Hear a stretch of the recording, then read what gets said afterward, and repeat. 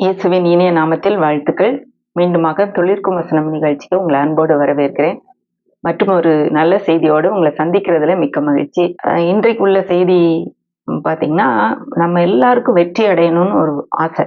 வெற்றியாய் வாழ வேண்டும், ஒரு சக்சஸ்ஃபுல் லைஃப் வாழணும் அப்படின்னு சொல்லி நம்ம எல்லாரும் விரும்புறோம்.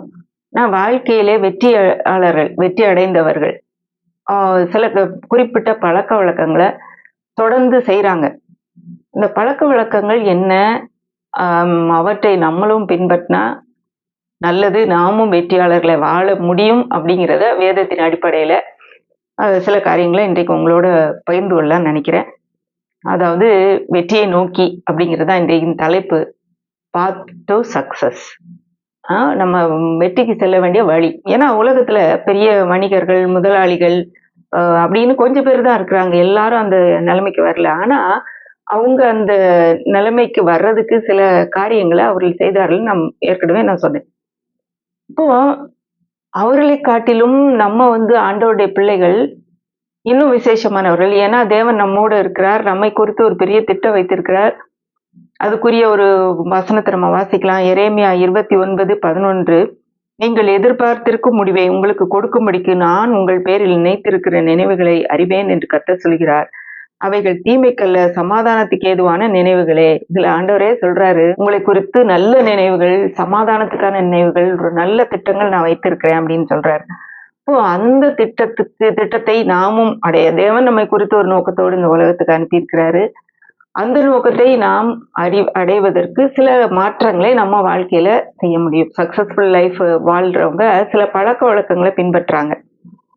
அதாவது தினந்தோறும் சில பழக்க வழக்கங்களை தங்கள் வாழ்க்கையில ஒரு ஹேபிட்டாக, ஒரு பழக்கமாக சில காரியங்களை செய்றாங்க. நம்ம உடைய சில பழக்கங்கள் மாறாமல் நம்முடைய கனவு கோடீஸ்வரராக வேண்டும், ஒரு வெற்றியாளராக ஆக வேண்டும், ஒரு பிசினஸ் மேன் ஆகணும், ஒரு நல்ல பெரிய ஊழியரா மாறணும்ன்ற ஒரு லட்சியத்தை நம்ம அடைய முடியாது. அப்போ நம்ம பழக்க வழக்கங்களை மாற்றுவது ரொம்ப முக்கியம். அப்போ ஒருவேளை உங்க வீட்டு பின்னாடியோ இல்ல உங்க வீட்டு பக்கத்துல ஒரு தேவையில்லாத ஒரு மரம் நிக்குதுன்னு வச்சுக்கோங்க, பெரிய மரம். ஆனா அதை வெட்டணும். உங்ககிட்ட ஒரு கோடாரி இருக்குது. அந்த கோடாரிய வச்சு ஒரு நாள்ல வெட்ட முடியும்னா வெட்ட முடியாது. ஆனா தினந்தோறும் அந்த கோடாரி எடுத்துட்டு போய் ஒரு இடத்துல, அந்த மரத்துல ஒரு இடத்துல 5 முறை ஊங்கி அடிச்சுட்டு வந்துடுறீங்கன்னு வைங்க. ஒரு நாள்ல எப்படியாவது அந்த மரத்தை நீங்க வெட்டி முடிச்சிருவீங்க. ஆனா உங்களுக்கு கஷ்டம் தெரியாது. ஆனா தினந்தோறும் நீங்க அதை ரெகுலரா செய்யும்போது அது முடியும். அதே போலதான் நம்முடைய வெற்றிக்கு முன்னாடி நம்முடைய பழக்க வழக்கங்கள், சில பழக்க வழக்கங்கள், நல்ல பழக்க வழக்கங்களை வளர்த்துக் கொள்வதாகட்டும், அல்ல தேவையில்லாத பழக்க வழக்கங்களை விட்டு விடுவதாக இருக்கட்டும், எதா இருந்தாலும் தொடர்ந்து செய்ய செய்ய நாம் அடைய வேண்டிய லட்சியத்தை அடைய முடியும். இன்றைக்கு அதைத்தான் நம்ம பார்க்க போறோம். பழக்க வழக்கங்கள் அப்படின்னா என்ன அப்படின்னு பார்த்தா, சில நல்ல பழக்க வழக்கங்களை நான் சொல்றேன். நேரம் தவறாமல் வர்றது. இது நிறைய பேருக்கு ரொம்ப கஷ்டம். ஏன்னா நம்ம எப்பயுமே லேட்டா போய் பழக்கிட்டோம். ஆனா இனிமே டைம்க்கு பழகுவோமே. சொன்ன சொல் தவறாமை. ஒரு சொல்லிட்டோம்னா அதை மாற்றாம இருக்கிறது. ஒரு நேர்த்தியாக உடை அணிதல். ரொம்ப பெஸ்ட் கிளாத் தான் போடணும்னு அவசியம் இல்லை. ஆனா இருக்கதை நல்லா நீட்டா போடுறது. ஒரு உண்மையை பேசுதல், சுறுசுறுப்பு, சுத்தமாய் இருத்தல், நேர்மறையான எண்ணங்கள், இதெல்லாம் சரியான பழக்க வழக்கங்கள். ஆனா எதிர்மறையான தவறான பழக்க வழக்கங்கள் எதை சொல்லலாம்? உங்களுக்கே தெரியும். சோம்பல், கடனு, பணத்தையும் நேரத்தையும் செலவழிக்கிறது, இஷ்டத்துக்கு மற்றவங்களை பற்றி புறங்கூறுதல், தவறான தேவையற்ற பழக்க வழக்கங்கள், குடி, அதை போன்று தேவையற்ற பழக்க வழக்கங்கள், இதே மாதிரி நிறைய சின்ன சின்ன காரியங்கள் அது கூட நம்முடைய வெற்றியை தடுக்கும். அதான் இன்னைக்கு நம்ம பார்க்க போறோம். அப்போ சில நல்ல பழக்க வழக்கங்கள், வெற்றியாளர்கள் பின்பற்றுகிற சில நல்ல பழக்க வழக்கங்களை இந்த நாள்ல நம்ம கற்றுக்கொள்ள போறோம். அதை நம்ம தொடர்ந்து செய்யும்போது நாமும் வெற்றிக்கு நேராக செல்ல முடியும். அதான் இன்றைக்குள்ள செய்தி. முதலாவது, வெற்றியை நோக்கி செல்கிறவர்கள், வெற்றியாளர்கள் என்னத்தை பின்பற்றாங்கன்னா, ஒரு குறிப்பிட்ட நேரத்தை தங்களுக்காக, தங்களுடைய தியானத்துக்காக செலவிடுகிறார்கள். அவங்க தியானம்னா என்ன நினைச்சுக்கிறாங்க, என்ன பண்றாங்க? சிருஷ்டியோட தொடர்பு கொள்றாங்க. ஒரு நாள்ல கொஞ்ச நேரம் அமைதியா இருந்து தன்னுடைய மனதை அமைதிப்படுத்தி இந்த படைப்போடு தொடர்பு கொள்றாங்க. ஆனா அவங்கள மாதிரி நம்ம செய்ய வேண்டியது அவசியம் இல்லை. நாம் படைப்பாளியோடு சிருஷ்டிகரோடு தொடர்பு கொள்வதற்கு ஒரு குறிப்பிட்ட நேரத்தை தியானம் செய்வதற்கு நாம் வைத்துக் கொள்வது ரொம்ப ஒரு நல்ல பழக்கம். இது முக்கியமான பழக்கம். ஒருவேளை இதுவரைக்கும் நான் இந்த மாதிரி பழக்கத்தை நான் கடைபிடிக்கல. பெரும்பாலான கிறிஸ்தவ வீடுகளிலே இது வந்து ஒரு சின்னதுல இருந்தே பழக்கிடுறாங்க. ஆனா இப்போ வந்து வர வர அந்த பழக்கம் கம்மியாகுது. ஏன்னா ஆண்டவர் எப்பயும் தான் என்னை நேசிக்கிறாரு. இது எனக்கு தேவையில்லைன்னு நினைக்கிறோம். ஆண்டவருக்கு அது தேவையில்லை. நம்முடைய வாழ்க்கைக்கு நாம் வெற்றியாய் நடப்பதற்கு, நம்மை ஒரு ஒருநிலைப்படுத்துவதற்கு, அன்றைக்கு தேவனுடைய ஒரு உதவியை நாடுவதற்கு அது தேவை. சங்கீதம் 1:2 கர்த்தருடைய வேதத்தில் பிரியமாயிருந்து இரவும் பகலும் அவருடைய வேதத்தில் தியானமாய் இருக்கிற மனுஷன் பாக்கியவான். அவன் நீர்க்கால்களின் ஓரமாய் நடப்பட்டு தன் காலத்தில் தன் கனியை தந்து இலையுதிராது இருக்கிற மரத்தை போல் இருப்பான். அவன் செய்வதெல்லாம் வாய்க்கும். இப்ப நம்ம செய்வதெல்லாம் வாய்க்கணும்னா ஆண்டவருடைய பிள்ளைகளுக்கு ஒரு வழி, எளிதான வழி கொடுத்திருக்கு. ஒரு இரவும் பகலும் அவருடைய வேதத்தில் தியானமாயிருக்கிற மனுஷன் பாக்கியவான். ஒரு குறிப்பிட்ட பகுதியை, ஒரு நாளின் குறிப்பிட்ட பகுதி காலை நேரத்துல ஒரு சரியா ஒரு 1/2 மணி நேரமோ 1 மணி நேரமோ அவருடைய பாதத்திலே அமர்ந்து அவர் என்ன சொல்றாரு, அவருடைய வேத வசனம் என்ன சொல்லுது. பல சமயங்களிலே இது ஒரு பழக்கமாக மட்டும் மாறி அதுல வந்து எந்த பிரயோஜனம் இல்லை. ஆனா பழக்கமாக இல்லாம அது ஒரு ஒரு கான்வர்சேஷன், அவரோடு தொடர்பு கொள்கிற நேரமாக, அவரோடு உறவு கொள்கிற நேரமாக, நம்மை படைத்தவரோடு உறவு கொள்கிற நேரமாக இந்த நேரத்தை நம்ம பயன்படுத்தும் போது அது உண்மையாவே நமக்கு பயன் கொடுக்கும். அவரு நம்ம வேதம் வாசிச்சு ஜெபம் பண்ணிட்டு அதோட ஜெபம் என்ன, அவர்கிட்ட படப்பட நம்முடைய என்னென்ன தேவையோ சொல்லிட்டு விட்டுறோம். ஆனா ஒரு நேரம் அமைதியா உட்கார்ந்து அவர் என்ன சொல்றான்னு கேட்கறதுக்கும் அந்த நேரத்தை நாம் பயன்படுத்த வேண்டும். வேத வசனத்துல நம்ம தேடி வாசிக்க ஆண்டவர் நம்மோடு பேசுகிறதை கேட்க முடியும். ஒரு வசனத்தை வாசிக்கிறேன். ஏசாயா 34:16 கர்த்தருடைய புஸ்தகத்திலே தேடி வாசியுங்கள், இவைகளில் ஒன்றும் குறையாது, இவைகளில் ஒன்றும் ஜோடில்லாதிராது. அவருடைய வாய் இதை சொல்லிட்டு அவருடைய ஆவி அவைகளை சேர்க்கும். இதுல பாருங்க, கர்த்தருடைய புஸ்தகத்துல நீங்க தேடி வாசிங்கன்னு போட்டிருக்கு. நம்ம காலையிலே அந்த வேதத்தை எடுத்து வாசிக்கும் போது ஒரு நோட்டையும் எடுத்துட்டு போய் இன்னைக்கு ஆண்டவர் என்ன என்கிட்ட பேசினார் வேதத்துல இருந்து சொல்லி எழுதி வைக்கிறது ரொம்ப முக்கியம். சிலர் எப்படி வேதத்தை நம்ம யாருங்கிறத கூட நம்ம இந்த வேதத்துல நம்ம கண்டுபிடித்துக் கொள்ள முடியும். வேதத்துல 2 பேரை நான் காமிக்கிறேன். 2 நபர்களை. ஒன்று வந்து யோவான் ஸ்நானகன். இந்த யோவான் ஸ்நானகன்ட்ட போய் கேட்கறாங்க எல்லாரும். யோவான் 1:21 அப்பொழுது அவர்கள், பின்னே யார், நீர் எலியாவா என்று கேட்டார்கள். அதற்கு நான் அவன் அல்ல என்றான். நீர் தீர்க்கதரிசியானவரா என்று கேட்டார்கள். அதற்கும் அல்ல என்றான். அவர்கள் பின்னும் அவனை நோக்கி, நீர் யார், எங்களை அனுப்பினவர்களுக்கு நாங்கள் உத்தரவு சொல்லும்படிக்கு உம்மை குறித்து என்ன சொல்கிறீர் என்று கேட்டார்கள். அதற்கு அவன், கர்த்தருக்கு வழியை செவ்வை பண்ணுங்கள் என்று ஏசாயா தீர்க்கதரிசி சொன்னபடியே நான் வனாந்திரத்தில் கூப்பிடுகிறவனுடைய சத்தமாய் இருக்கிறேன். யோவான் ஸ்நானகன் வேதத்திலே தான் யார் என்பதை கண்டுபிடித்து இதுதான் தன்னுடைய அழைப்பு, தன்னுடைய நோக்கம், இந்த உலகத்துக்கு நான் அனுப்பப்பட்ட நோக்கம் சொல்லி அதுக்குரிய வேத வசனத்தை குறிப்பிடுறான், கோட் பண்றான். இன்னொரு நபர் பாத்தீங்கன்னா இயேசுவானவர். இயேசு என்ன சொல்றாரு, லூக்கா 4ஆம் அதிகாரம் 17, 18, 17 21 வரைக்கும் வாசித்தா, அப்பொழுது ஏசாயா தீர்க்கதரிசியின் புஸ்தகம் அவரிடத்தில் கொடுக்கப்பட்டது.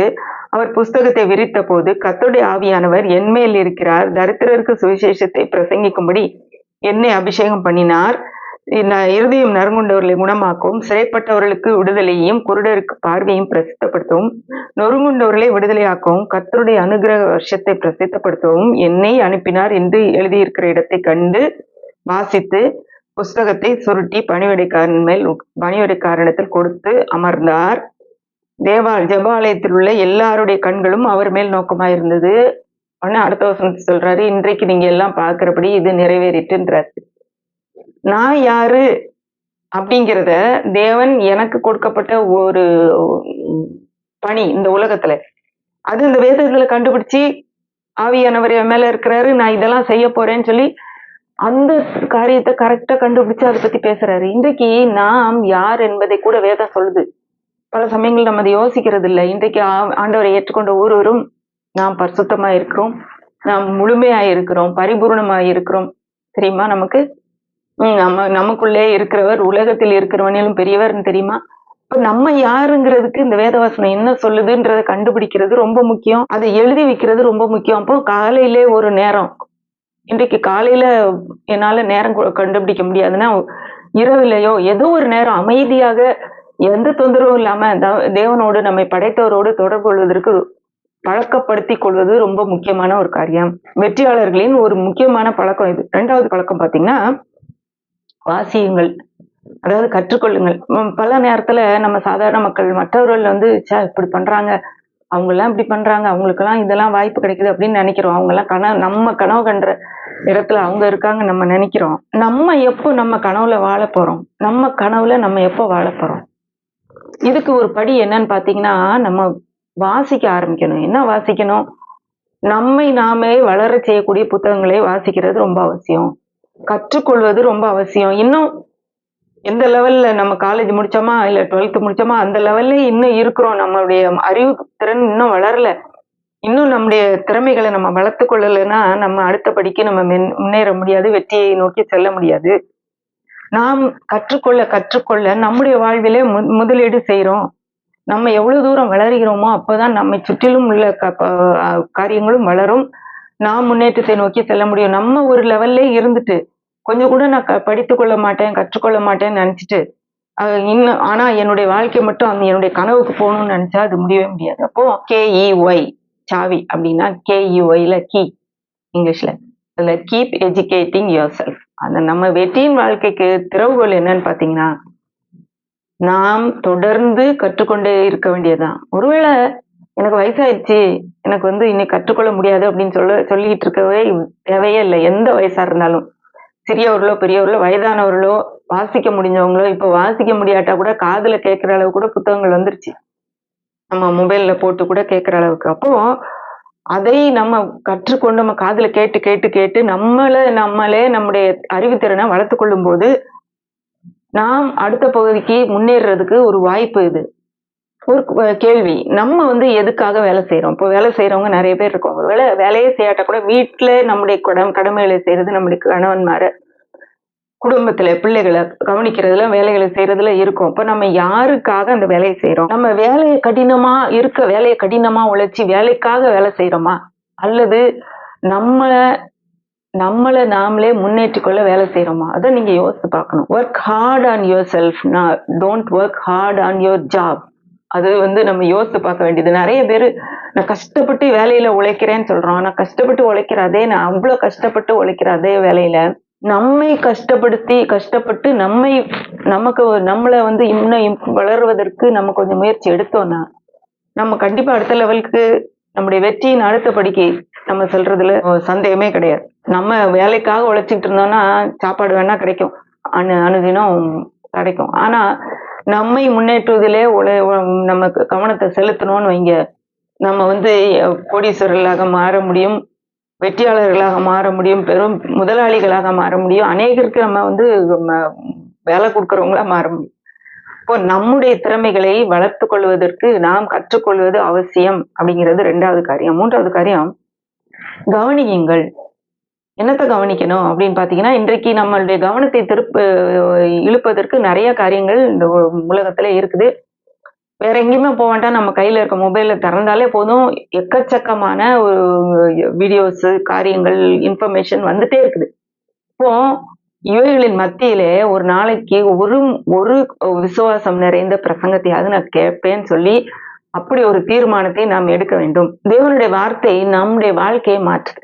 நம்முடைய வாழ்க்கையை உள்ள இருந்து வெளியே மாற்றுது. வெளியே நம்ம என்னதான் நம்ம ஷோ போட்டா கூட உள்ள மாறலன்னா மாற்றம் வருவதற்கு வாய்ப்பே இல்லை. ஏற்கனவே நம்ம இதை வாசித்திருக்கோம்னு நினைக்கிறேன். அந்த முந்தின பகுதியிலும் கர்த்தருடைய புஸ்தகத்திலே தேடி வாசியுங்கள்னு சொல்லி பார்த்தோம். அப்போ அதே போல ஏதோ ஒரு செய்தியை, அதாவது விசுவாசம் நிறைந்த செய்தியை தினந்தோறும் கேட்பதற்கு, ஒன்றாவது கேட்பதற்கு நாம் நம்மை பழக்க வைத்துக் கொள்ள வேண்டும். நம்ம கூட இருக்கிறவங்க யாரு, நம்ம யாருடைய வார்த்தைகளை கேட்கிறோம் என்பது ரொம்ப முக்கியம். உங்களுடைய நண்பர்கள் யார்? லிஸ்ட் போடுங்க உங்க நண்பர்ல. 2 விதமான ஆட்கள் இருக்கிறாங்க. ஒன்று, நம்மை உற்சாகப்படுத்துகிறவர்கள், நமக்கு உதவி செய்யறவர்கள், நம்மோடு நிற்பவர்கள், நம்ம கஷ்டத்துல நமக்காக பேசுகிறவர்கள், நாம் உயர செல்வதற்கு உதவி செய்கிறவர்கள். இன்னொரு குரூப் இருக்கு, எல்லா நேரமும் நம்மளை கீழே தள்ளுறவங்க, நமக்கு எதிராக பேசுகிறவர்கள், நாம் முன்னாடி போகும்போது பின்ன போக விடாம நம்மளை இழுக்கிறவங்க, எதிர்மறையா பேசுறவங்க, முறுமுறுக்கிறவங்க, குறை சொல்றவங்க, அடுத்தவங்கள பத்தி எல்லா நேரமும் குறை சொல்லிட்டே இருக்கிறவங்க, இவங்க 2 விதமான மக்கள் இருக்காங்க. முதல் வகையான நண்பர்களோடு நாம் அதிக நேரம் செலவழிப்பதற்கு நம்ம வந்து ஆயத்தப்படுத்திக்கிடணும். ஆனா, அடுத்த வகையான நண்பர்களோடு நம்முடைய நேரத்தை 5 நிமிடம் போதுன்ற அந்த லெவலுக்கு நம்ம வச்சுக்கணும். 5 நிமிஷத்துக்கு மேல இவங்களோட நம்ம நேரத்த செலவழிக்க கூடாது. ஏன்னா, நமக்கு தெரியும் சங்கீதம் 1:1ல துன்மார்க்கருடைய ஆலோசனையில் நடவாமலும், பாவிகளுடைய வழியில் நில்லாமலும், பரியாசக்காரர் உட்காரும் இடத்தில் உட்காராமலும், நிக்காத, உட்காராத, நடக்காத அப்படின்னு போட்டிருக்கு. அப்போ யாருடைய செய்திகள நம்ம கேட்கிறோம்? அடுத்தவங்கள பத்தி குறை சொல்றது, இந்த ஒரு பெரிய ஒரு பிரபலமான ஒருத்தர் இருக்காங்கன்னா, உடனே அவங்களுக்கு எதிராக அவங்க செய்யாதது மற்ற காரியங்கள் எல்லாம் சொல்லி சொல்லி அவங்கள கீழ இழுத்து போடுறதுக்கு வீடியோஸ் போட்டே இருக்காங்க. அந்த வீடியோ பார்த்து அப்படின்னு சொல்லி நம்ம சந்தோஷப்பட்டுட்டு இருக்கோமா? எத நம்ம பார்க்கிறோம்? யாரோட நேரத்தை செலவழிக்கிறோம்? யாரை கவனிக்கிறோம்ன்றது ரொம்ப முக்கியம். 3வது காரியம் பார்த்தாச்சு. முதல் காரியம் தியானம் சொன்னா, 2வது வாசித்தல் அல்லது கற்றல், 3வது காரியம் கவனித்தல். இப்ப 4வது காரியம் நம்முடைய கனவு, நம்முடைய இலக்கு அவற்றை எழுதி வைக்கணும். ஒரு காலத்துல என்றைக்கோ ஒரு நாள் ஆண்டவர் வந்து நம்மளோட பேசியிருப்பார்ல. சின்ன வயசுல நமக்கு அறியாத வயசுல சில கனவுகள் வந்திருக்கும். நம்ம வாழ்க்கையில இப்படி சாதிக்கணும், நமக்கு இது செய்யணும் அப்படின்னு சொல்லி ஒரு கனவு நமக்கு இருக்கும். அதாவது ஒரு நல்ல திருமணம் நடக்கணும், நல்ல குடும்பத்தை நான் நடத்தணும், இல்ல ஒரு சொந்த வீடு வாங்கணும், இல்ல ஊழியத்துல ஆண்டவருக்காக நிறைய ஆத்துமாக்களை ஆதாயப்படுத்தணும், அநேகருக்கு வந்து என்னுடைய குடும்பத்தை நான் முன்னேற்றணும், என்னை சுற்றிலும் இருக்கிற எளியவர்களுக்கு உதவி செய்யணும். இதெல்லாம் வந்து நல்ல ஒரு நோக்கம்தான். ஒரு ஐஏஎஸ் ஆகணும், டாக்டர் ஆகணும், ஒரு மினிஸ்டர் ஆகணும், இதெல்லாம் ஒரு நல்ல நோக்கம். அப்போ அந்த கனவுகளை நாம எழுதி வைக்கணும். நமக்கு இருக்கிற கனவுகளை மறந்து தரிசனத்தை நம்ம எங்கேயாவது விட்டுறக்கூடாது. நீதிமொழிகள் 29:18 வாசிக்கிறேன். தீர்க்க தரிசனம் இல்லாத இடத்தில் ஜனங்கள் சீர்கெட்டு போவார்கள், வேதத்தை காக்கிறவனோ பாக்கியவான். இதுல பாருங்க, தீர்க்க தரிசனம்னு போட்டிருக்கு. ஆனா இங்கிலீஷ்ல எப்படி வருது? Where there is no vision. தரிசனம் இல்லாத இடத்துல மக்கள் சீர்கெட்டு போவாங்க. எதுவுமே இல்ல, என்னுடைய வாழ்க்கைக்கு வேற இன்னைக்கு ஏதோ போகுது அப்படின்னு இருந்தோம்னா நம்முடைய வாழ்க்கை கீழே போறதுதான் வாய்ப்பு. முன்னே போகணும்னா நமக்கு ஒரு தரிசனம் இருக்கணும். அடுத்த லெவல் நான் இப்படி வருவேன், இவ்வளவு இந்த காரியத்தை செய்ய போறேன்னு சொல்லி அந்த தரிசனம் இருக்க வேண்டும். ஒரு திருமணம் அப்படின்னு நம்ம யோசிக்கிறோம் அப்படின்னா, நம்மளையே நம்மளால கவனித்துக் கொள்ள முடியலன்னா எப்படி நம்ம அடுத்த நபரையும் நம்முடைய குடும்பத்தை கவனிக்க போறோம்? அப்போ அந்த கனவு கேட்டார் போல நான் என்னுடைய பழக்க வழக்கங்களை மாற்ற வேண்டி இருக்குது. ஒரு ஊழியத்திலே நான் வளரணும் அப்படிங்கிற ஒரு கனவு இருக்கு அப்படின்னா, அந்த கனவுக்கு இப்போ நான் ஒருத்தருக்கு கூட நான் ஆண்டவரை பற்றி சொல்லலைன்னா எப்படி நான் ஒரு கூட்ட மக்களுக்கு ஆண்டவரை பத்தி சொல்லுவேன்னு சொல்ற ஒரு தரிசனம் எப்படி நமக்கு வரும்? நம்மகிட்ட இருக்கிற காரியங்களை நாம் முதல்ல செயல்படுத்த ஆரம்பிக்கணும். ஒரு சென்சஸ் மாதிரி ஒண்ணு எடுத்தாங்களா, அதுல 80% மக்கள் போய் உங்களுக்கு என்ன கனவு அப்படின்னு கேட்டா, ஏதாவது கனவு இருந்திருக்கா? ஆமா இருந்திருக்கு. அது என்னன்னு தெரியுமா? அது என்ன ஒண்ணும் தெரியல, எங்க போச்சுன்னு தெரியல அப்படின்னாங்களாம். அடுத்தது அதுல 80% அப்படி 16% மக்கள் என்ன சொன்னாங்களா, எங்களுக்கு தெரியும் கனவு, இந்த கனவு எனக்கு இருந்துச்சு, இப்படி ஆகணும்னு ஒரு நோக்கம் இருந்துச்சு, ஆனா வந்து நான் எழுதலாம் இல்ல. 3% மக்கள் சொன்னாங்களா, நான் எழுதியெல்லாம் வச்சேன், கனவு இது எனக்கு எழுதி வச்சேன், ஆனா இப்போ அதெல்லாம் நடக்கல. ஆனா ஒரே 1% மக்கள் தான் சொன்னாங்களா, நான் கனவு என்னன்னு தெரியும், நான் அதை எழுதினேன், இப்ப அந்த கனவுல வாழ்கிறேன். என்ன கனவு இருக்குதோ அதை நம்ம எழுதி வைக்கிறது ரொம்ப முக்கியம். ஏன்னா ஒரு நிமிஷத்துல நம்ம மறந்து போயிடுறோம். அடுத்த நேரம் நம்ம கேட்கும்போது நமக்கு தெரிய மாட்டேங்குது. இப்போ அதனால நம்ம வந்து நம்முடைய கனவுகளை எழுதி வைக்கணும். இப்ப எரேமியா 32 வாசிக்கிறேன். இஸ்ரவேலின் தேவனாகிய கர்த்தர் சொல்கிறது என்னவென்றால், நான் உன்னோட சொன்ன எல்லா வார்த்தைகளையும் ஒரு புஸ்தகத்தில் எழுதிக்கொள். தேவனே சொல்றாரு, நான் சொல்றதெல்லாம் எழுதி வை. அப்ப நமக்குரிய கனவுகளையும் நமக்குரிய தரிசனங்களையும் கொடுக்கறது யாருன்னு பாத்தீங்கன்னா தேவன் தான். ஆண்டவருடைய பிள்ளைகள் வாழ்க்கையில முன்னேற வேண்டும், நல்லா இருக்கணும்ன்றது அவருடைய விருப்பம். நல்லவர்கள் ஆளும்போது ஜனங்கள் மகிழ்வார்கள்னு ஒரு வசனம் இருக்குது. அப்போ நம்ம நல்ல ஒரு ஆளுகிற இடத்துக்கு வரணும், மற்றவர்களுக்கு வழிகாட்டுகிற இடத்துக்கு வரணும்ன்றது நம்முடைய நோக்கமாக இருக்க வேண்டும். நம்மை அனுப்பினவருடைய, நம்மை படைத்தவருடைய நோக்கமும் அதுதான். இப்போ அந்த நோக்கத்தை நாம் எழுதி வைப்பது அவசியம். இப்ப எழுதியதை தொடர்ந்து பார்த்துட்டே இருக்கணும். நம்ம அன்னைக்கு எழுதி வச்சோமே, இன்னொரு நேரம் நிறைவேறிச்சுன்னா நம்ம அதை பக்கத்துல எழுதி வைக்கலாம். இல்ல ஒரு பெரிய ஒரு ஊழியக்காரர் வரணும்ன்றது உங்க வாஞ்சைன்னா, எங்கேயோ ஒரு கூட்டத்துல நின்னு நீங்க பேசுற மாதிரி ஒரு படத்தை கூட நீங்க ஒட்டி வைக்கலாம். வேற யாரு பேசுனதை ஒட்டி வச்சு அது உண்மையாவே நிறைவேறும் போது நீங்க அதை பார்த்து நீங்க உண்மையா இதனுடைய போட்டோ கூட ஒட்டி வைக்கலாம். அப்போ இப்படிப்பட்ட காரியங்களை நம்முடைய கண்கள் முன்பாக வைக்க வேண்டியது ரொம்ப அவசியம். ஆபகுக் 2:2 பாத்தீங்கன்னா, அப்பொழுது கர்த்தர் எனக்கு பிரதியுத்தரமாக, நீ தரிசனத்தை எழுதி அதை கடந்தோடுகிறவன் வாசிக்கும்படி பலகையிலே தீர்க்கமாக வரை. இப்போ இதுல என்ன போட்டிருக்கு, தரிசனத்தை எழுதி வை அப்படின்னு மட்டும் போடல. நீ ஓடும்போது வாசிக்கணும்னா எவ்வளவு பெருசா எழுதணும். ஓடிக்கிட்டு இருக்கவங்க வாசிக்கணும்னா அப்போ பண்ணிக்கலாம். அட்வர்டைஸ்மெண்ட்லாம் அப்படிதான் வருது. நம்ம கண்ணை பறிக்கிற மாதிரி எவ்வளவு ஃபாஸ்டா கார் ஓட்டிட்டு போனாலும் சரி, எவ்வளவு ஃபாஸ்டா பஸ்ல எதுலயே போனாலும் சரி, அந்த அட்வர்டைஸ்மெண்ட் நமக்கு தெரியுது. ஏன்னா நம்முடைய கவனத்தை அது ஈர்க்கணும். அது மாதிரி நம்முடைய தரிசனங்களை பெருசா எழுதி ஒட்டி வைங்க. உங்களுக்கு கண்ணுக்கு தெரியிற இடங்கள், உங்க ஃப்ரிட்ஜில் உங்களுடைய கண்ணாடியை பார்ப்பீங்க தினம்னா அதுல எழுதி வைங்க. நீங்க எதாக வேண்டும் என்று தேவன் உங்களுக்கு சொல்லுகிறாரோ, உங்களுடைய உள்ளத்துல ஆசை இருக்கோ அதை எழுதி ஒட்டி வைங்க. உங்களுடைய கனவுகள், நம்முடைய கனவுகள் தேவனை பயமுறுத்திடாது. ஐயோ, இவ பெரிய கனவு கண்டுட்டாளே, இவ டாக்டர் ஆகணும்னு கனவு கண்டாளே, நான் எப்படி நிறைவேற்ற போறேன்னு ஆண்டவர் சொல்ல போறதே இல்லை. ஏன்னா தேவனை நம்முடைய கனவுகள் பயமுறுத்தாது. அவர் நமக்காக இருக்கிறார், நம்மோடு இருக்கிறார். நம்மை முன் கொண்டு போவதுக்கு தான் அவர் ரெடியா இருக்கிறாரு. அதனால அதை மறந்து போக வேண்டாம். நிறைய பேர் அப்படிதான் நினைக்கிறேன். இப்ப நான் இது எல்லாமே எனக்கு ஆசைலாம் வரட்டும், அதுக்கு பிறகு நான் இப்படி போறேன், எனக்கு ஊழியத்துக்குரிய எல்லா தேவையும் ஆண்டவர் தரட்டும், அதுக்கு பிறகு நான் ஊழியம் செய்யறேன், இல்ல எனக்குரிய காசெல்லாம் வரட்டும், நான் அப்புறம் வியாபாரம் ஆரம்பிக்கிறேன். அது கிடையாது. நம்முடைய தரிசனம் முதல்ல என்னென்ன செய்ய போறீங்க, பிளான் போட்டு என்னென்ன பண்ண போறீங்க, அது போட்டு எழுதி வச்சு அதை கண்ணு முன்னாடி பார்த்து அதை பேசி அதை தியானித்து ஆண்டவர் சமூகத்துல அதை வச்சு அந்த விஷனை, அந்த தரிசனத்தை நம்ம கண்ணு முன்னாடி வைக்கும்போது பின்னாடிதான் ப்ரொவிஷன் வரும். விஷன் ஃபர்ஸ்ட், தென் ப்ரொவிஷன் ஃபாலோஸ். இப்போ இது ரொம்ப முக்கியம். ப்ரொவிஷன் தந்தாதான், எனக்கு பணம் தந்தாதான் நான் விஷன், அது சரியானது இல்லை. எப்போ விஷன் இருக்குதோ அன்னைக்கு ப்ரொவிஷன் தன்னால வரும். அடுத்தது பாருங்க, 5வது ரொம்ப முக்கியமான காரியம் என்னன்னு பாத்தீங்கன்னா, பயிற்சி செய்ய வேண்டும். பயிற்சி செய்ய வேண்டும். இதுல முக்கியமா சொல்ல வேண்டியது உடற்பயிற்சி. நம்ம உடற்பயிற்சி செய்யறோமா? நான் இத பேசும்போதே நானும் என்னை நானே கேட்டுக்கொள்கிறேன். நம்முடைய சரீரத்துக்கு நம்ம அட்லீஸ்ட் ஒரு 1/2 மணி நேரமாவது, எனக்கு இருக்கிற வேலையில உடற்பயிற்சி செய்யறதுக்கெல்லாம் நேரமே கிடையாதுங்க அப்படின்னு நீங்க சொன்னீங்கன்னா, இன்றைக்கு உங்களை நீங்க நேசிக்கிறதுனால, தேவன் உங்களை நேசிக்கிறதுனால, தேவன் நீங்க நன்றாக வாழ வேண்டும் என்று விரும்புகிறதுனாலே உங்கள் உடலை நீங்கள் கவனிப்பது அவசியம். அட்லீஸ்ட் ஒரு 1/2 மணி நேரமாவது ஒரு நடக்கிறது, கடைக்கு நடந்து போயிட்டு வர்றது, ஒரு வெயிட் தூக்குறது, சில காரியங்களை வீட்டுல நம்மளாவே செய்யறது, இப்படிப்பட்ட காரியங்கள் ஒரு தினந்தோறும் இது ஒரு பழக்கமாக மாற வேண்டிய. என்னைக்கோ ஒரு நாள் போயாச்சு அவ்வளவு இல்ல. தினந்தோறும் ஒரு 1/2 மணி நேரம் நான் இந்த எக்ஸசைஸ் எல்லாம் பண்ண போறேன், தினந்தோறும் 1 மணி நேரம் நான் நடக்க போறேன் அப்படின்னு சொல்லி அந்த நேரத்தை நமக்காக ஒதுக்குவது ரொம்ப முக்கியம். முதல்லயே நான் அவ்வளவு செய்ய முடியலன்னா ஒரு 10 நிமிஷத்துல இருந்து நம்ம ஆரம்பிக்கலாம். 10 நிமிஷம் தொடர்ந்து கொஞ்சம் கொஞ்சமா நம்ம இம்ப்ரூவ் பண்ணி அட்லீஸ்ட் 1 மணி நேரமாவது இல்ல 1/2 மணி நேரமாவது ஒரு நாளைக்கு நம்முடைய உடலுக்கான பயிற்சியை நம்ம செய்ய வேண்டும் என்று நம்ம தீர்மானம் எடுக்கலாம். இன்னொரு பயிற்சி இருக்குது. நம்முடைய இன்றைக்கு ஒன்றே ஒன்றுதான் அதுல சொல்ல போறேன். ஏன்னா நிறைய காரியங்களும் பயிற்சி எடுக்கலாம். நம்முடைய வாயின் வார்த்தைகளை வார்த்தைகளில் கவனமாக இருப்பது ஒரு பயிற்சி. நம்ம வாயிலிருந்து என்ன வருது என்பதை நாம் பயிற்சி எடுக்க வேண்டும். தேவையில்லாத எதிர்மறையான வார்த்தைகள், ஒரு குறை சொல்ற வார்த்தைகள், மற்றவர்களை பற்றி பேசுகிற வார்த்தைகள், இந்த மாதிரி வார்த்தைகளுக்கு நம்மை விலக்கி காக்க வேண்டும்.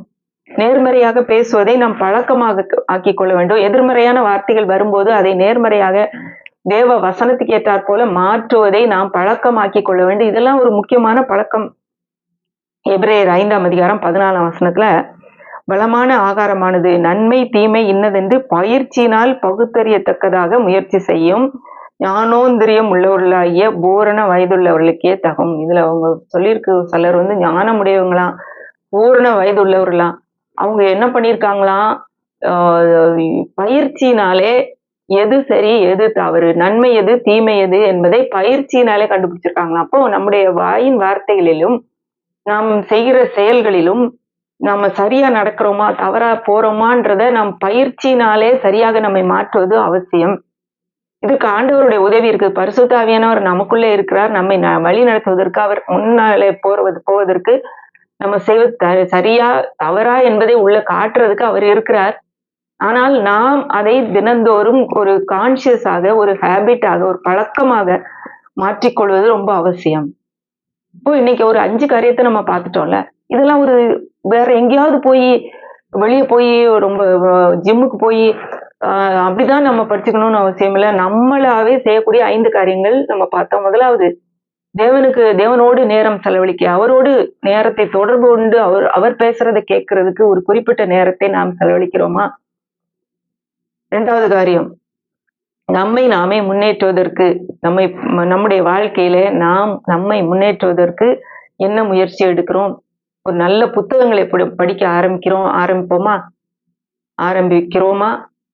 இனிமேல் ஆரம்பிப்போம். இதுவரைக்கும் நம்ம செய்யலைன்னா, இது ஒரு புதிய ஒரு காரியமா இருக்கட்டும். நம்முடைய அறிவை வளர்த்துக் கொள்வதற்கு, நம்மை வளர்த்துக் கொள்வதற்குரிய காரியங்களிலே நாம் முன்னெடுக்க வேண்டும். அடுத்து 3வது காரியம், எதை கவனிக்கிறோம்? விசுவாசமுள்ள வார்த்தைகளை பேசும் ஒரு நல்ல செய்திகளை ஒன்றாவது கவனிக்க வேண்டும் என்று ஒரு தீர்மானம் எடுக்க வேண்டும். அதே நேரத்திலே நம்முடைய நண்பர்கள் யார் என்பதையும் நாம் சரியாக தீர்மானம் எடுக்க வேண்டும். நமக்கு நல்ல நண்பர்கள், நம்மை உற்சாகப்படுத்துகிறவர்களோடு அதிக நேரம் செலவழிக்க வேண்டும். நம்மை கீழே இழுத்து போடுறவங்க, தேவையில்லாத குறை பேசுகிறவர்கள், துன்மார்க்கர், அவர்களோடு நேரத்தை செலவழிப்பதை குறைத்துக் கொள்ள வேண்டும். 4வது காரியம், நம்முடைய கனவுகளிலே முதலீடு செய்வது அவசியம். நம் கனவுகளை எழுதி வைப்பது அவசியம். கண்ணு முன்னாடி வைப்பது அவசியம். கடந்தோடுகிறவன் வாசிக்கிற மாதிரி எழுதி வைங்க அப்படின்னு சொல்றாரு. எழுதி வைத்து அது நிறைவேறும் வரைக்கும் நாம் அதை பார்த்து கொண்டு இருப்பது, நம் கண்ணு முன்னாடி வைப்பது, அதை தியானிப்பது ரொம்ப முக்கியம். ஆண்டவரும் நம்முடைய கனவுக்கு நம்மோடு, நம்முடைய தரிசனங்களுக்கு நம்மோடு ஒத்துழைப்பு கொடுக்கிறார், நம்மை உற்சாகப்படுத்துகிறார். அடுத்தது கடைசியிலே நாம் பயிற்சி செய்ய வேண்டும். இது நம்ம உடலை குறித்தும் இருக்கு, நம்முடைய வாயை குறித்தும் நம்ம பார்த்தோம். நன்மை தீமை இன்னதென்று பயிற்சியினாலே கண்டுபிடிக்க வேண்டும். அப்ப நம்ம தினந்தோறும் இந்த பயிற்சிகளை நாம் தினந்தோறும் செய்யும் போது நம்ம வெற்றியை நோக்கி படி எடுத்து வைக்கிறோம்னு அர்த்தம். கண்டிப்பாக தொடர்ந்து செய்யும்போது ஒரு நாள்லயே நம்ம போய் சேருவோம். இப்போ ஒரு ராக்கெட் இருக்குன்னு வைக்க, ராக்கெட் ஏவுறாங்க, நமக்கு தெரியும் ராக்கெட் விண்வெளியில ஏவுறாங்க. அதுக்கென்று எரிபொருள்கள்லாம் தயாராகுது. அந்த எரிபொருள்கள்ல அந்த தயாரான எரிபொருட்கள்ல பாதி இந்த புவியீர்ப்பு, அது ஏவப்பட்டு புவியீர்ப்பு விசையை தாண்டி போகும் வரைக்கும் செலவழிக்குதான். மீதி அது எவ்வளவு தூரம் டிராவல் பண்ணுது, அதுக்கு அவ்வளவு தூரம் தேவையில்லை. இந்த புவியீர்ப்பு விசையை தாண்டி போறதுக்கு அதனுடைய மொத்த எரிபொருள்ல பாதி செலவாகுது. அப்போ இந்த மாதிரி நல்ல பழக்க வழக்கங்களை ஆரம்பிக்கும் போது நமக்கு கஷ்டமா தான் இருக்கும், ரொம்ப கஷ்டமா இருக்கும். இப்பதான் இந்த 4 பேர் வீட்டுக்கு வருவாங்க, நம்மளால ஒன்றும் செய்ய முடியாது, அமைதியா இருக்க முடியாது, ஏதாவது டிஸ்டர்பன்ஸ் வரும். ஆனா அதையும் தாண்டி நம்ம தொடர்ந்து அதை செய்ய பழகும் போது அதுக்கு பிறகு நமக்கு பழக்கமாயிரும். வெற்றியை நோக்கி நாம் போவோம். கண்டிப்பாக ஒரு நாள்ல வெற்றியாளராக மாறுவதிலே சந்தேகம் இல்லை. தேவன் நமக்கென்று வைத்திருக்கிற மேலான காரியங்களை நாம் கண்டிப்பாக பெற்றுக்கொள்வோம். வெற்றியின் பாதையிலே செல்லுவோம். அநேகரை நம்ம வெற்றிக்கு நேராக வழி நடத்துவோம். இப்படி கண்களை மூடி நம்ம ஜெபிக்கலாம்.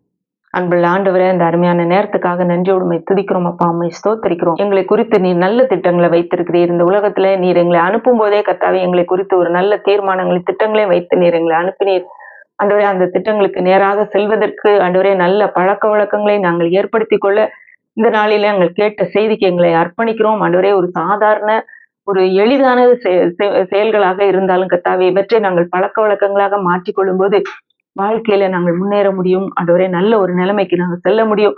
அநேகரை கர்த்தாவே அந்த நிலைமைக்கு கொண்டு வர முடியும். சுவாமி ஆண்டவரே, இந்த பழக்க வழக்கங்கள் எங்கள் வாழ்க்கையில ஆண்டவரே தினந்தோறும் நாங்கள் அதை செய்ய ஆண்டவரே, இது அனுதின பழக்கங்களாக மாற்றிக்கொள்ள நீர் எங்களுக்கு உதவி செய்ய ஜெபிக்கிறோம். ஆண்டவரே, தேவையில்லாத காரியங்களை விட்டு விலகவும், தேவையில்லாத மக்களை விட்டு விலகவும் நீர் எங்களுக்கு உதவி செய்யுங்க.